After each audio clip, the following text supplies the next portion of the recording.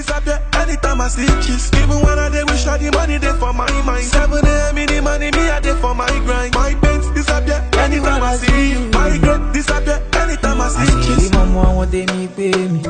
Want this up, what did I do? What's upping? Jaja, yeah, don't stopping. Ellie mama, what they me pay me? Want this up, what did I do? What's upping? Jaja, yeah, don't stopping. Calacuta na the place where they legalize Arizona. They legalize Arizona, yeah. They legalize Arizona, yeah.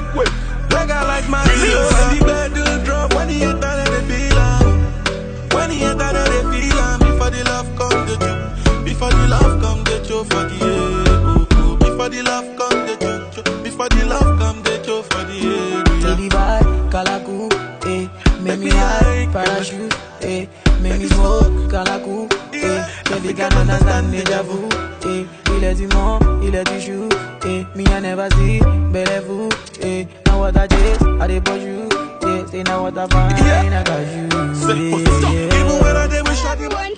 It's the season of love and it's the month of love, and you know what it is? It's Valentine's Day, and today we're live here at a supermarket in conjunction with MBS Online TV, and I'm your red carpeters for today. Bushari Oluwato for me, aka Tabitha. Trust me, today I'm going to be having a lot of fun on the red carpet, and I invite us to spread the love around the world, because today, you don't know, it's called Valentine's Day. Hello, good afternoon. What's your name? I'm DJ Flex Awon. Okay, so what's happening here today?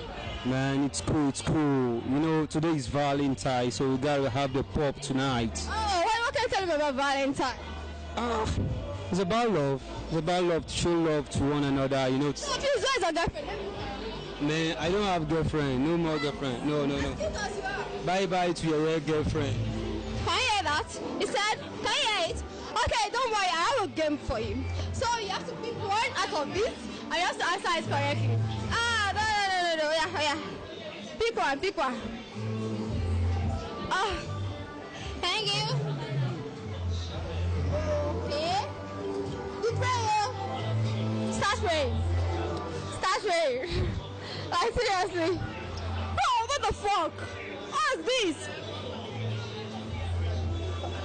Are you ready? Okay. It states that.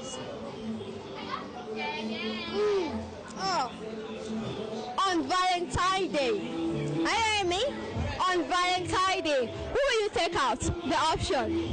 Your mom, your sister, or your girlfriend? Hey? My mom, my sister, or my girlfriends? Okay. No, let me analyze first. Firstly, I don't have... Analyzer. Yeah. No more mom. My sister, she's married. I'd rather pick my girlfriend. You pick a girlfriend for Valentine? Yes. So you don't go to your mom's brother and do what? No. Mom is now old school. I'm new school. Yeah. Okay, then I'll not let you go. Pick another. Second question says, what's your favorite food? Rice and beans. Rice atewa. Atewani. Rice atewa, like, you want is white or jollof? White rice atewa. Not put locust beans, iru. Rárá o, no more iru o. Iru lè wà nínú ọbẹ̀. Yeah, you can put locust beans. Okay. Stew here. Okay. Oh, thank you guys. This is DJ Flexi on MBS Online TV. I told you the red carpet is still on. As you all know, it's Valentine's Day, and today wherever you spread love to people and have you with me a good-looking, hey, Max guy. Let me say hello. What's your name? Well, this fucking cool DJ Machiavelli. DJ Machiavelli. So tell me, what's this Max? What's the reason for the Max? Well, this is my concept, just to make me different among DJs, you know. How? Just to make it different among others. Okay, tell me. I want to ask you something. When you heard the word Valentine, or you've been hearing about Valentine before now, what comes to your mind anytime you hear the word Valentine? Yeah, I think a day of showing love to your pals, showing love to your friends, you know, being happy with your friends, show happiness to your friends, share gifts, and, you know. Okay, let me ask you this question. Have you ever kissed an opposite sex in public? No. Are you sure? Yeah. Okay, I have a game for you, Angel's Baskets. You pick any paper in a basket, and whatever paper you pick, I open sweet, and I tell you the question and you answer me. Are you ready for my game? Okay then. One paper. Take your sweet, please. No, don't open it. I'll open it myself. Okay. Breathe in. Breathe in. Breathe in. Breathe out.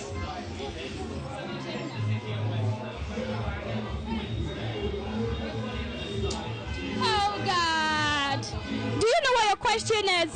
And your question says there, what age did you start celebrating Valentine? Yeah, when I was 20 years.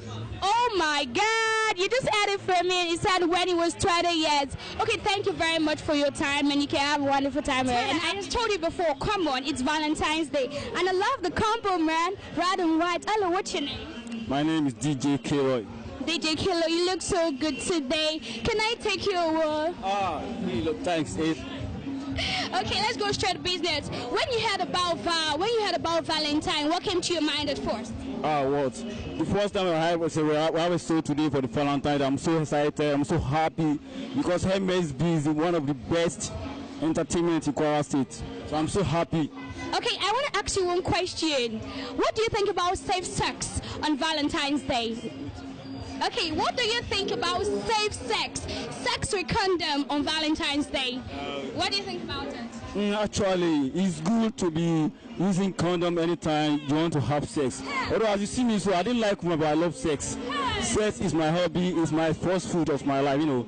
It's good to be used condom because of all those viruses outside now, you understand? But like, you know, if I want to use you, I won't use condom for you. But okay, before I let you go, I have a game for you. It's called Angel's Basket. So you're going to pick one question, and I'll open the question and you answer it. Are you ready for my game? Okay. So, you have to pick just one question. Just one paper, one sweet, and one chewing gum. Take a sweet and chewing gum. Okay. Why chewing the sweet? Oh, just take a deep breath. Breathe in, breathe out, breathe in, breathe out. Okay, let's go straight to business. What do you long for on Valentine's Day? What do you long for on Valentine's Day? A, date. Come on, wait, I have my options. Okay. What do you long for on Valentine's Day? Okay. A is dates, B is sex, and C is gifts. I love dates. Is it date or sex? Not really. Not all of us love sex, you know. You understand? But to me, I love dates. Okay, thank you very much for your time, DJ. So you just added from him, and he said he's looking forward to having a date on his Valentine's Day. And stay tuned with me. The red carpet is still on, and I still remember your own host, Bursary Oluwato for me, aka Trust me, Valentine is still popping. In case you don't know, red is not just for vow alone. You could also use blue for Valentine. And I have here with me, handsome, good-looking guy. How are you today?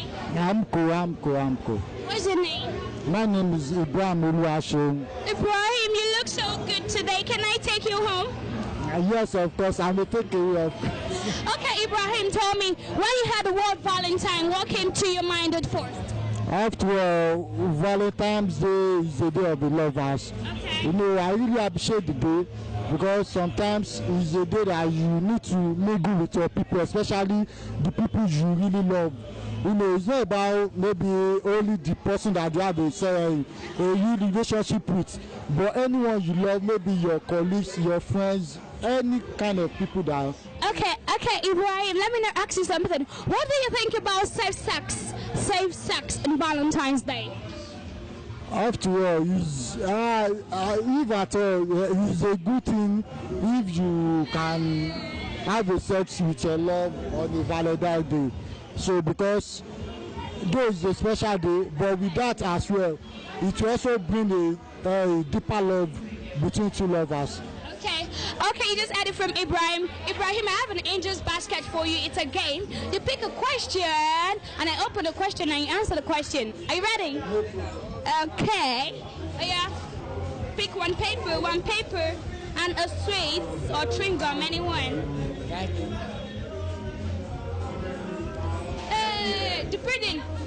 Breathe in, breathe out, breathe in again, and a breathe out. Okay.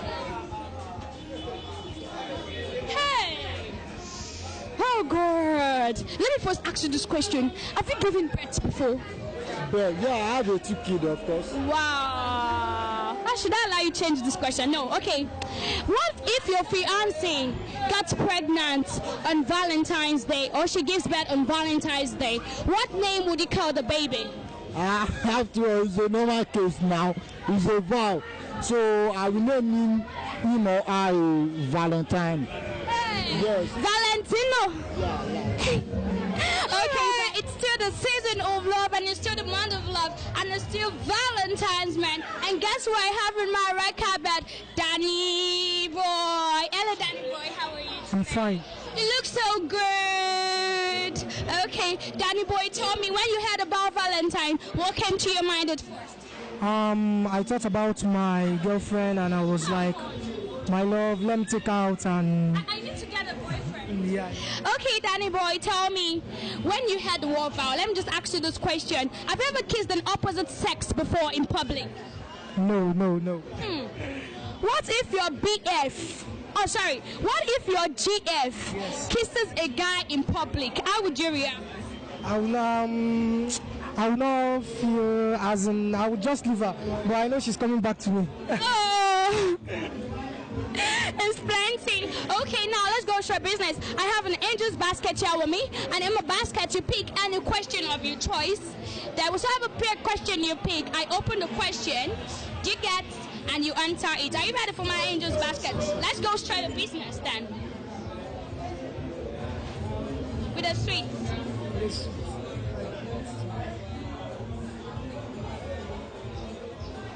Okay. Breathing first. Be breathing in. Breathing. Okay. Breathing again. Hey. Breathing again. Breathing. Okay, now let's get straight to business. And your question says there, what's the perfect way to cheat on Valentine's Day? Perfect way to cheat on Valentine's Day. What's the perfect way to cheat on Valentine's Day? I don't know. And it's still the month where you make the loved ones who you love the most more important. And the red carpet is still on, man. And I have a perfect gentle guy with me in red carpet. Hello, what's your name? Okay, my name is MC Blaze. Sorry? MC Blaze. MC Blaze, you look so good today. I love your color combo. Is it because Val means red? So you decided to put on red? Yeah, somehow. Okay, so tell me, what do you think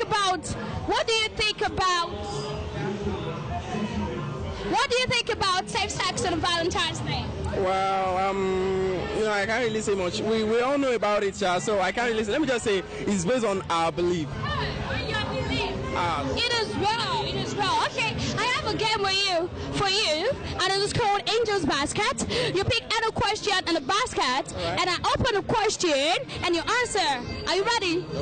Okay. Let's go straight to business. Pick one paper, just one paper and a sweet. Okay. No, open. Give it to me. Breathe in. Breathe in. Breathe out. Breathe in. Breathe out. Okay. Let's go straight to business. Hey, this your question is killing. You have a girlfriend? Hey, you have a girlfriend. How would you react if you discover that you are a side chick on a Valentine's Day? That one is a normal thing. Hello, come. That one is a normal thing. We all know say all girl na scam. Now the reason why Olamide talk say women, you sabi the music, me I no talk too much. Oh yeah. Because you won't say what? Women is a scam on the planet of the heads. Oh yeah. Thank you. Oh, no, what do you mean? You're a lady, you are not a woman. Okay, I'm a lady. Yeah, you're not a woman. So how would you react? Do you feel bad? Yes or no? Sure, of course.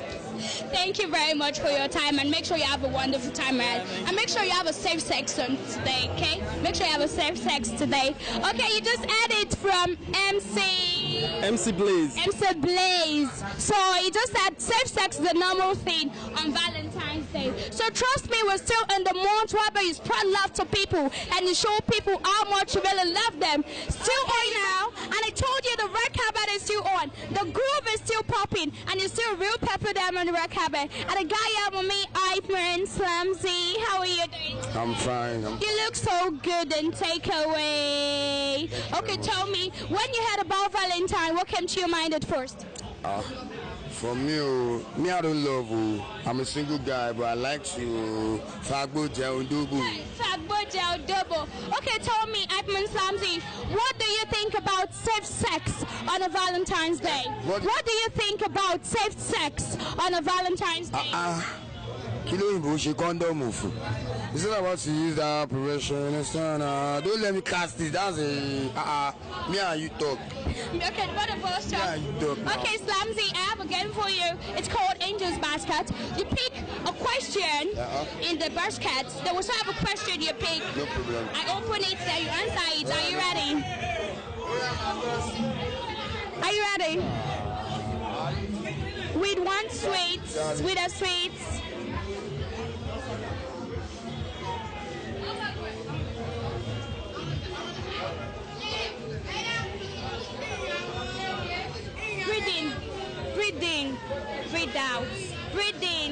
Breathe out. How would you react if you found out that you're just a side chick on a Valentine's Day? That's what they call begilla. You know what I mean by big? No. You want me to tell you what they call? Yeah, tell me. Begilla is when you see something that is too big for your heart. Okay. And the thing just got busted. Wow. Oh my God. So that's the way you react. I'll just react. Bow. No problem. Thank you very much, Ivan Slamzy. And make sure you have a safe sex on Valentine's Day. Yeah, I don't sex you. Ladies and gentlemen, I got DJ 21.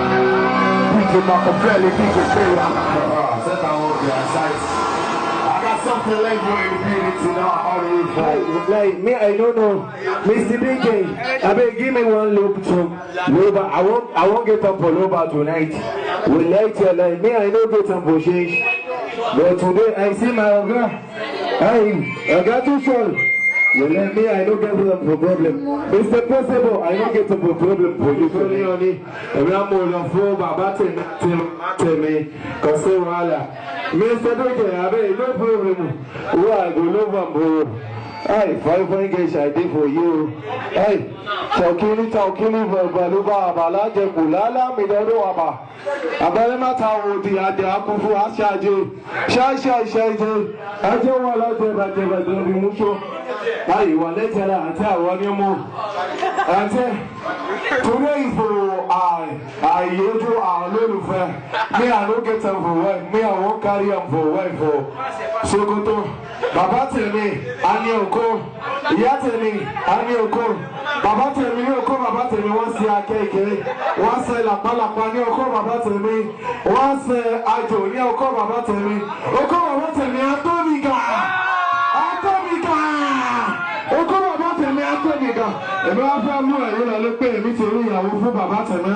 Call it good, but Koto, I knew Baba tell me, call it good for me. Can't be, I tell you, Okoto, I want to put by a Ghana, can I want to put by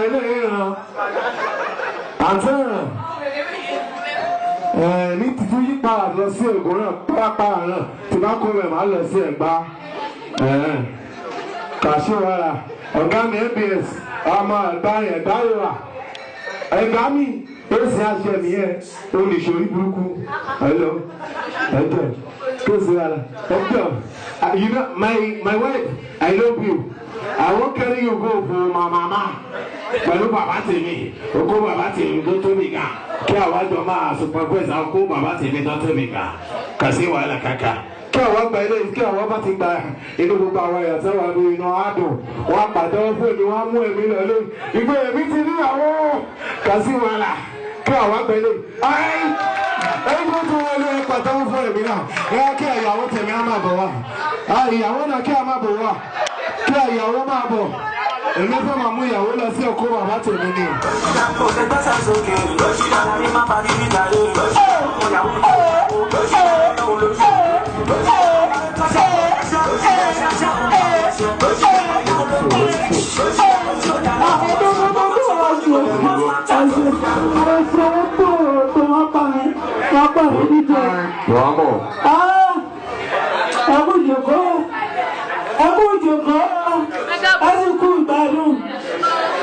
Ṣe bẹ́ẹ̀ láṣẹ mọ́ o.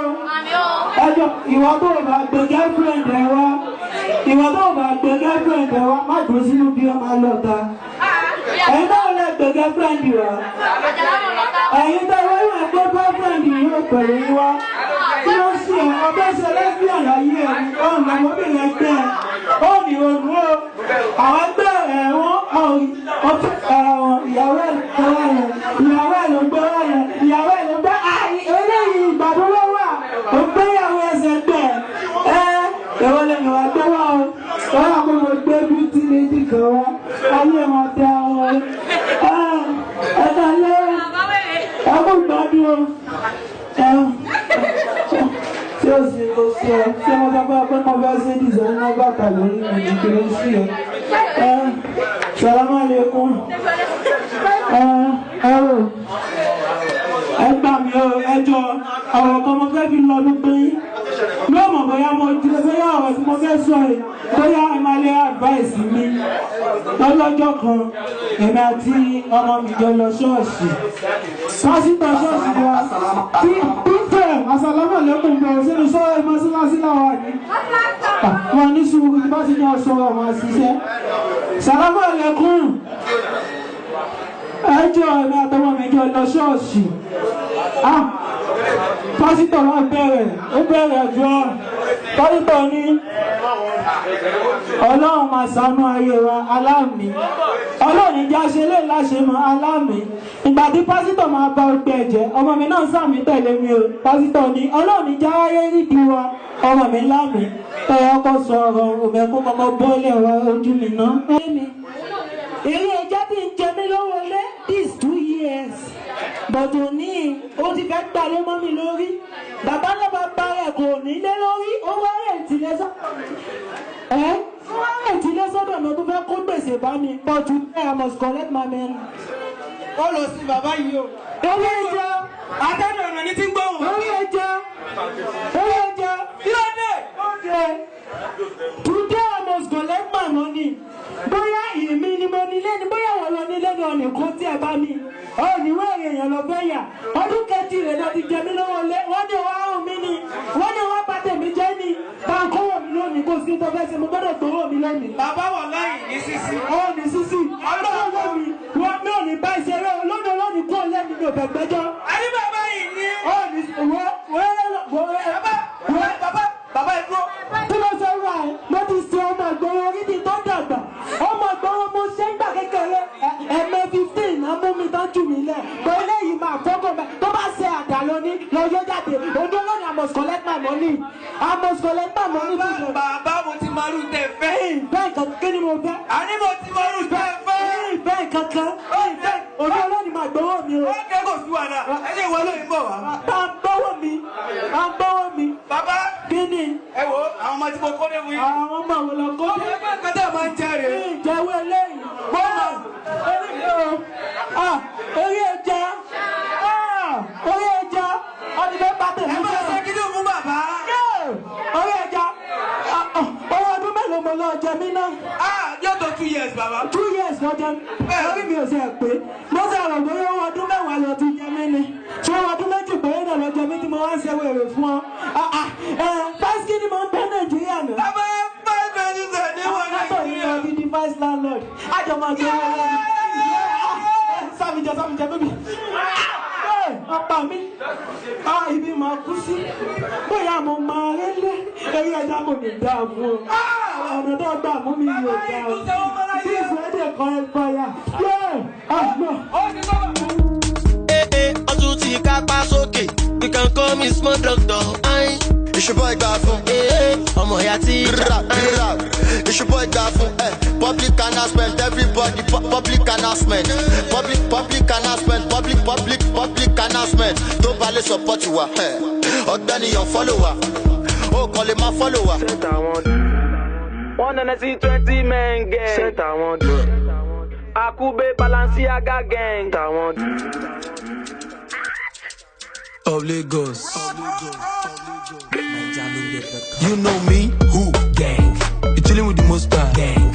You chilling with the Monster. Gang. Right now you are chilling with the Monster. Gang. You know me, gang, gang. You chilling with the Monster. Gang. You chilling with the Monster. Gang. Right now you are chilling with the Monster. Gang. Show mommy, gang. Don't you call the Monster. Gang. You call the Monster. Gang. Don't you call the Monster. Why? Show mommy, gang, gang.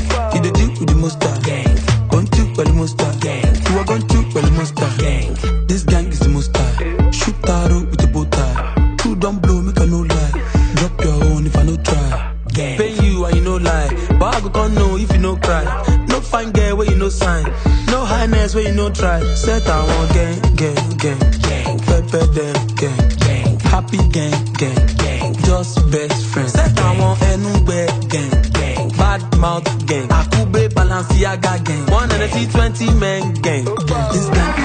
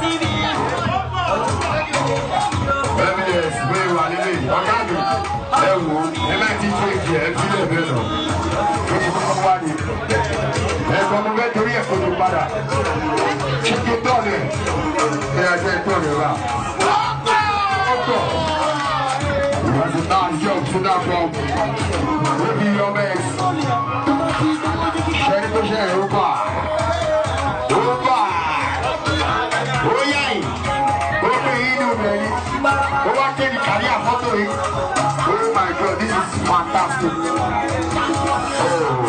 Oh shit. Oh shit. Hey, we can't get so much by just so little. Ever look at me. So I said to myself, MBS by PJ Cap down. Are they just two or people posting to support my man here right here? Project I drink all of my dad, so he can do me and do. About you make you go over my pop where I live.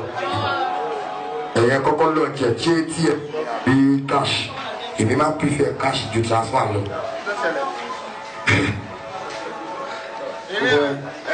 We don't see you before. ABOS. Thank you, Lord, consider. Oh no, You don't see me before. Still resemble me. Oh no, who's gonna give me this? Which one's gonna give me this?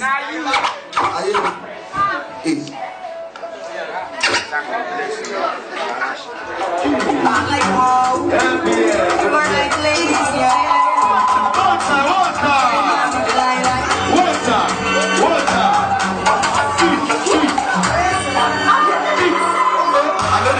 I believe one day I'm gonna get you. I love it and you. Oh, everybody pray for me. When I go to my team, come and say it to me. Back in the day, so when I go to my 1, 2, 3, take them on, Lord, I hear me. Show me love, show me love. Take them on, dance, I hear me. Baba, she hear me. Take them on, Lord, I hear me. Show me love, show me love. Take them on, dance, I hear me. Like na dog by dog. If you reach your dog, oh my, you go reach my dog. Yeah, it's any bike. Oh, yeah, oh,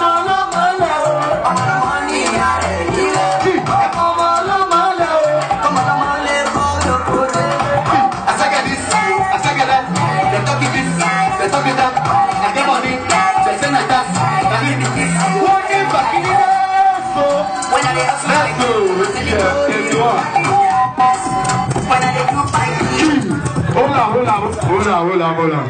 Wọ́n ní ọmọ Yahoo tó jájẹ́ tí ò rántí àpá. Ọmọ Yahoo tó ṣiṣẹ́ tí ò rántí wòlíì. Ó ní ìwọ tó jájẹ́ gbowó tó rántí ìyá ní sáríkè wọ́n támínà lẹ́dùn. Bigga money, motherfucker. Bigga money,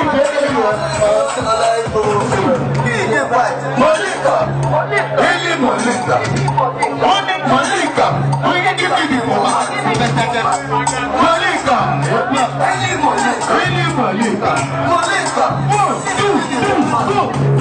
Yahoo don't touch it, you don't give a Yahoo don't is that you don't do.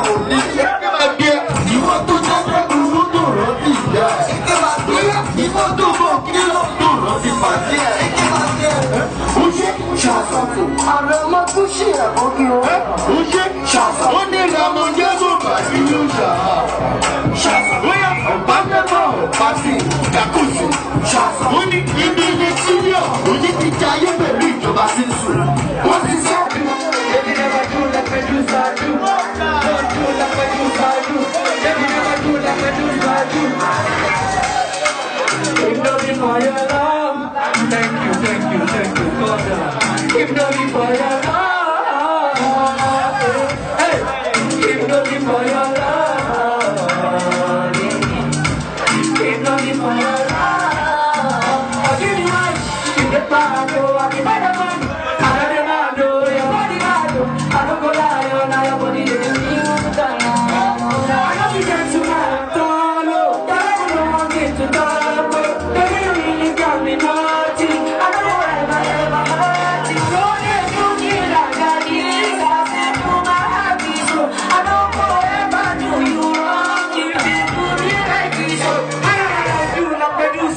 Otherwise, for any year. Where I come down.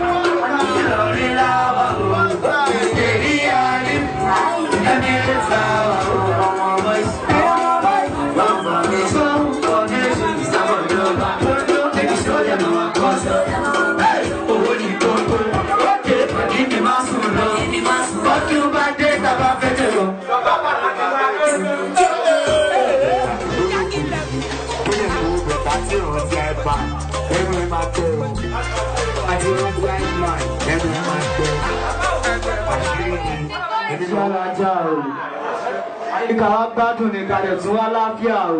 Abamala Sado wá kàṣẹ̀tì Lákòlóskì Sèríkì wákà o. Ó ti ẹ̀ na Valentine gone through in case you don't know. They call Wizard TV straight from the same mother. Big shout out to MBS, One Love, Online TV. Forward ever, backward never. My DJ, let's go, DJ Flexi. No time. Centuries. Let's go, Jekula. Essa gente só com que querer, comprar mais que querer. Jọ̀wọ́ ẹ tẹ́tí sọ fún kékeré nǹkan tó ń bá mi lára. Tó ń bá mi lára. Ọ̀rọ̀ mi lè rí àmì lára. Àmì náà lè bóde. Ọmọ dada náà lè bóde. Lọ́wọ́ máa wà pẹ́ nílé ìwé. Níbi tí a ti ṣe lókè. Ẹni tó bá pẹ́ ní kó bóde. Ọ̀rọ̀ ìfẹ́ ọjọ́ lè bóde. Ẹ ṣe jẹ́ kí n sọ̀tọ̀ kékeré nǹkan tó ń bá mi lára. Are you ready now? Ọ̀rọ̀ ìfẹ́ lè rí àwọn ẹ̀mọ́ ìyàwó ẹ̀mọ́ ọ̀rọ̀ ìfẹ́ lè rẹ́pọ̀. Ìyàwó mi. Ọ̀rọ̀ ìfẹ́ máa lè rí. Ọ̀rọ̀ ìfẹ́ máa lè rí. Ọ̀rọ̀ ìfẹ́ máa lè gan ni olóyè àkókò wa. Ọ̀rọ̀ ìfẹ́ máa lè rí. Ọ̀rọ̀ ìfẹ́ máa lè rí. Ọ̀rọ̀ ìfẹ́ máa lè gan ni olóyè àkókò wa.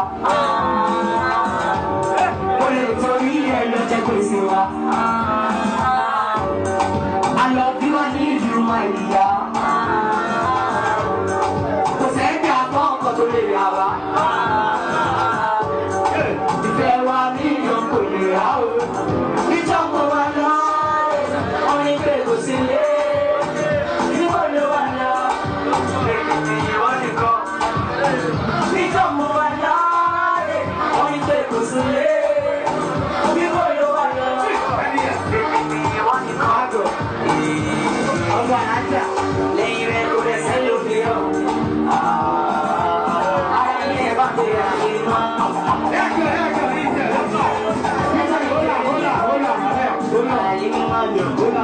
MBS tí bá sọ pé mi yá sábù náà sí ra wá kálù àdáda èyí tẹ́kẹ̀ wú ẹkú ìyá àwọn ń jayé káláwò ó ti ẹ̀ ẹ̀ẹ́dẹ̀rẹ̀ máa kẹ́wọ̀n rẹ̀ jẹ́ dídè àtẹ̀wò lọ ní ó pọ̀ lẹ́ẹ̀kọ́ èdè mẹ́gà jọ̀pẹ̀.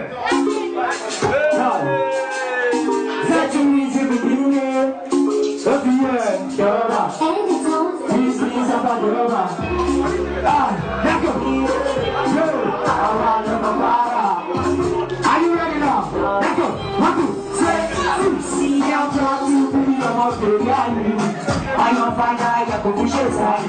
And the reason what it took to run in for somebody who shall be done. What to me is it to me? I don't know what to me is it to you. What do you want to do? I find out I'm actually everyone. But all of my girls know the people who are happy are very well. That's the reason I'm going to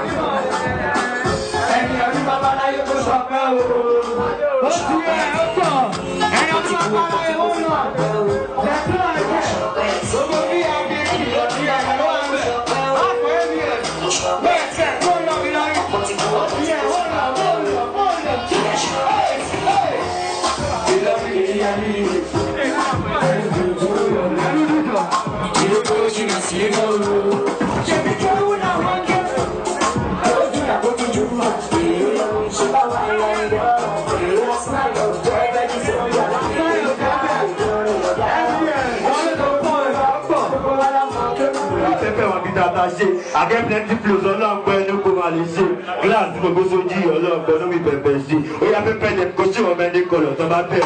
Muri yara ya on to say we to ba say. Our pants for money dem put it on Tiama. Come on let's say we will do or Yama. Set down take me and push me along. Money can't get them all up along come on so Razaki past it.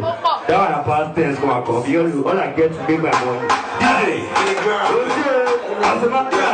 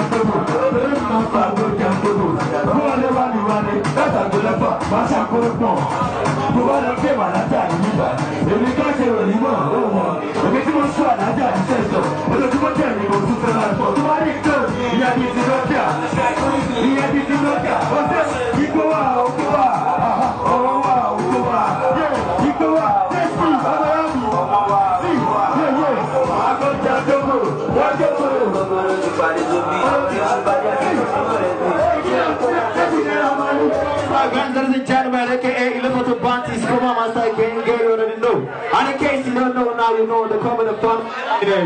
Don't boy, yeah. I love you, baby. Love you. Oh yeah, I love you. I love you, baby. I love you. Yeah! Stand up for the good, ladies and gentlemen. Turn it up.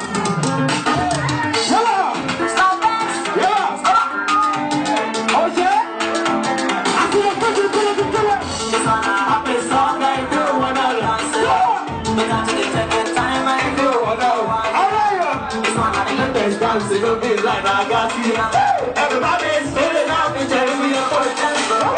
Everybody's feeling up and telling me up for the dance floor. Everybody's feeling up and telling me up for the dance floor. Look at the game like that. You got it. Look at the game like that. I love you.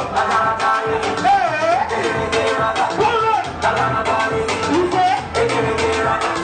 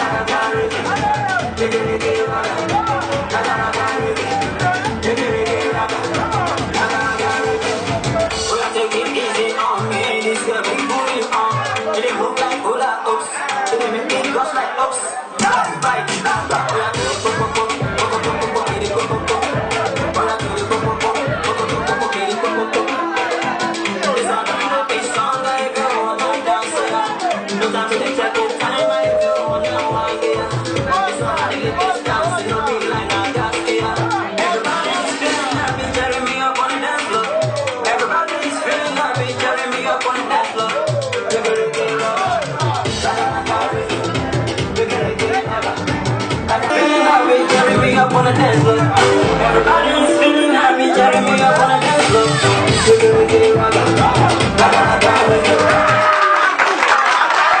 I know several hours you get. You know, you know what you planet of the head.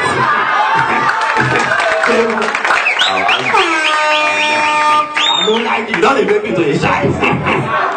I don't like it. I do. No, you know, like everywhere go down. La pada go catch you from house. Oh no, you don't go get food enough for pay. But people wake them out, I don't go get tired.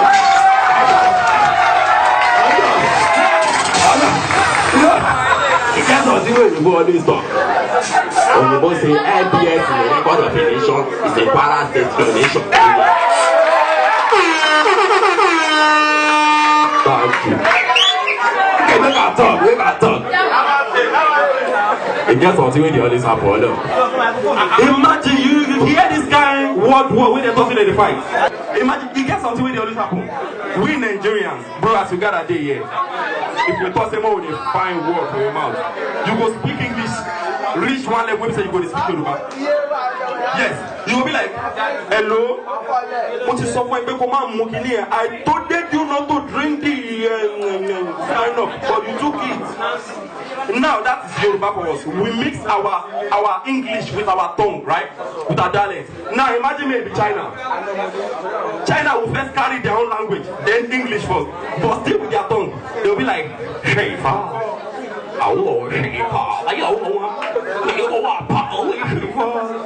I took you not to take it.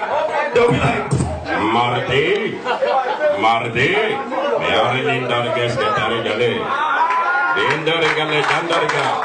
now English go follow. Then they'll be like, Mardi, I told you not to take it, boy.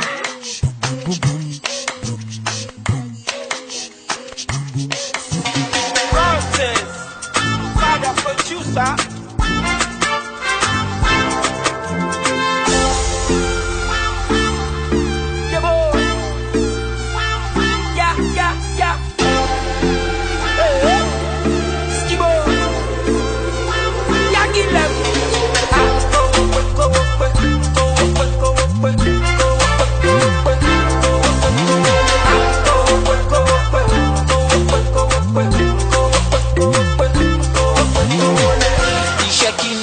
Jami, shaking the mugba, shaking the mugba, Jami, shaking the mugba, shaking the mugba, Jami, shaking the mugba, shaking the mugba, Jami, shaking the mugba, shaking the mugba, Jami, shaking the mugba, shaking the mugba. And I see what I feel, baby, and I see what I feel, baby, my friend, and I see what I feel, baby, and I see what I feel, baby, my friend, and I see what I feel, baby. And I see what I feel, baby, my friend. And I see what I feel, baby. And I see what I feel, baby. I get money, get money. Oh, and I get money, get money. Yeah, and I get money. Set it here, in the set to me. Click it down, so you have a book, baby. So, this is things in the veins in my boy, my blood. Let's go.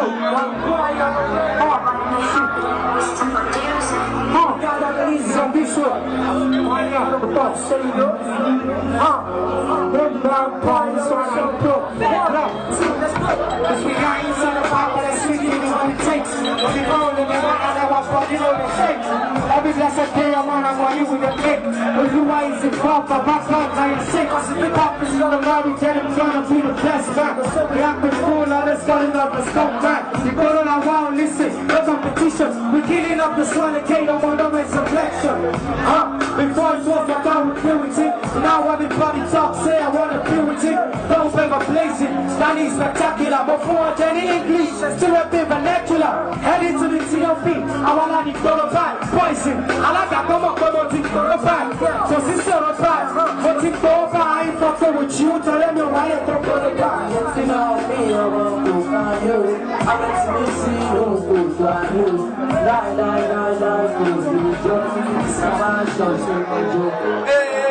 Come on, I'm in the lamp.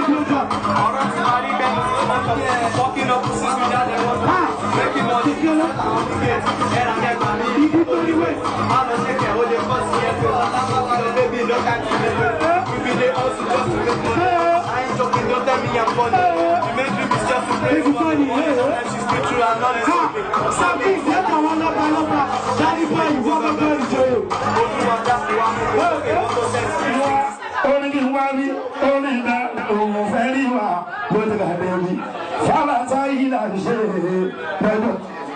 Valentine ṣe lọ́dọ̀ tèmi ọkọ àti ìyàwó tó ti jà tẹ́lẹ̀ ẹ jẹ́ kó parí ẹ̀rí kábíyèsí sọ pé ní sọ̀rọ̀ tó bá ń tó.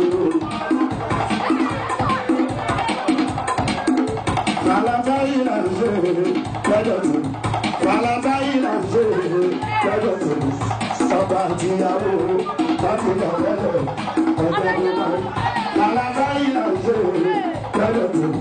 Valentine ṣe lọ́dọ̀ tèmi ọkọ àti ìyàwó láti gbà tẹ́lẹ̀ ẹ̀jẹ̀ parí. ẹ̀jẹ̀ wà pẹ̀lú ní tìlẹ̀ èmi ní sọ́kà bọ́lá mi máa lórí ẹ̀mí ẹ̀sìn tó gbé gbé mi ó ní dandan ọ̀hún àgbékáwá mi. ẹ̀mí ẹ̀sìn tó gbé mi lórí yìí ó ní pẹ́ dandan ọ̀hún àgbékáwá mi. ẹ̀mí ẹ̀sìn ló ní kí wá mi.